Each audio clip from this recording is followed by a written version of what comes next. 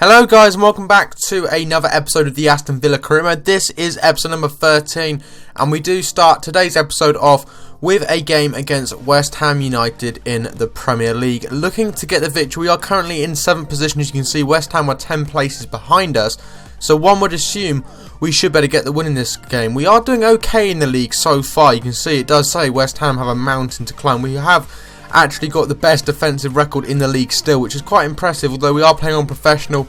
As you guys know, as I've said before, we will be playing on world class at the start of season 2 when that does come around in the next kind of like 5 or 6 episodes. It depends. Like, I'm trying to upload this a lot more, and as you guys know, the videos are going to be a couple of minutes shorter than they used to be back in FIFA 14 at the start of this year. They're going to be around 5 to 6 minutes long, but I'm going to be trying to get some double uploads up for you guys at some point this week. I'm not going to promise anything because it may not happen, but I'm trying for Thursday, which is when you'll see this video at least, to maybe get one other video up on today. I'm not too sure yet. We do start off with a fantastic goal from Gueye in the opening 10 minutes.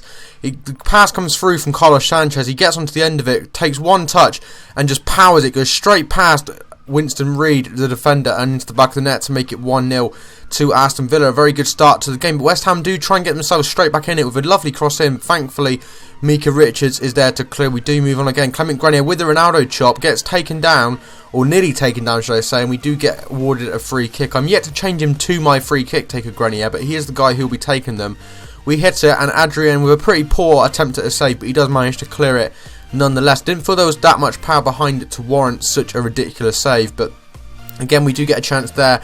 Grenier again, lovely few step overs, takes the shot at the goalkeeper to try and test him after the first goal, and Scott Sinclair embarrasses himself in front of a lot of fans there. That was a shocking thing. Like, the funny thing here was Scott Sinclair's our normal free kick taker, so I took Grenier on it and it said he was actually the one taking it, so I changed the kick taker. And you can see he's just kind of like glitching out, so I actually ended up taking it. It took it with Grenier, he missed it, ran back and then took the shot, which was very strange. Never seen that before. Batshuayi this time does what Scott Sinclair failed to do in the previous clip, which was actually score from a deflection, and a lovely goal there by Batshuayi. A bit of a strange free kick, to be honest. Not too sure if any of you guys have had that before. A lot of glitches seem to be in this year's FIFA. There is a new update which came out today. Unfortunately, at the time of making it, because of my internet, I didn't have time to actually update it. It would have taken a good like 20 minutes to half an hour because my internet is absolute dog, so unfortunately I couldn't update it. So I don't know what the gameplay is like, if there is an improvement. I might do a video on the patch if there's something worth talking about. But anyway, we do end up walking away with a solid 2-0 victory away from home at the Bolian ground, which is really, really good. Really impressed with that. Another 3 points on the table, and we are aiming, as I've said before, to get into the Europa League at the end of this season. I definitely feel that's possible.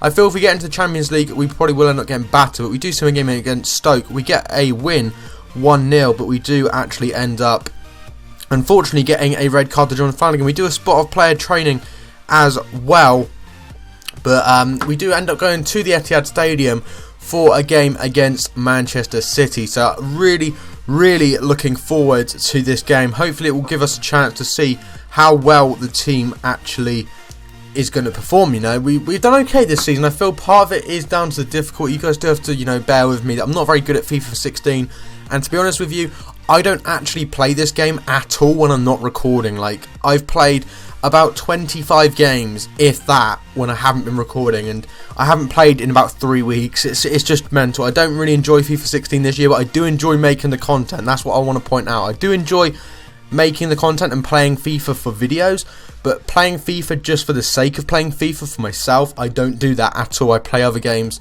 and you know, that's just kind of me, I guess. But we do start off with Fabian Delph, the snake, crossing it in, and thankfully our goalkeeper gets to it. But this, guys, was one of the most ridiculous clips I've ever had. We had 3 deflections, and finally Bertrand Traore manages to put it into the back of the net. I'm not really too sure what the Manchester City defenders were actually doing there. That was very disappointing. Scott Sinclair hits it, Caballero deflects it once and again, and finally lets it in. A little bit disappointing for the goalkeeper. He probably would have been expecting to eventually catch that, but a very sloppy goal, and the defender on the line there, number 24, not too sure who it is, I think it's a new signing, does very badly not to get to that, and Caballero with a good save there to deny Scott Sinclair a potential second goal for Aston Villa. But this was a fairly boring game, to be honest. You can see we're already into the 83rd minute here. City get the ball here from Sterling, comes into Nasri, and someone I'm not too fond of, obviously, being an Arsenal fan, but a nice strike there from Samir Nasri, the Frenchman, or kind of the ex-Frenchman, I guess, for the national team. Anyway, a lot of drama with Nasri in the French team in recent years, but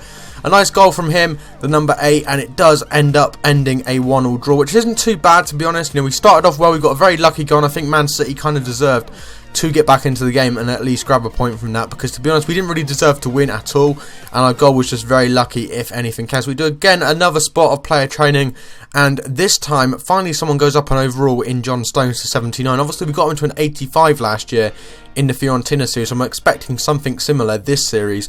But anyway, that is going to be the end of the episode, guys. You can see we are going to be finishing the episode in 6th, which is not too bad. I'm actually pretty pleased with that position in the table, and if we could maintain that or even get just into 5th, I'd be absolutely ecstatic come the end of the season. But anyway, guys, if you have enjoyed this episode, if we could smash over 5 likes, that would be absolutely awesome. If you haven't already, please do go and subscribe to the channel for more content, and I'll speak to you guys in the next episode very soon.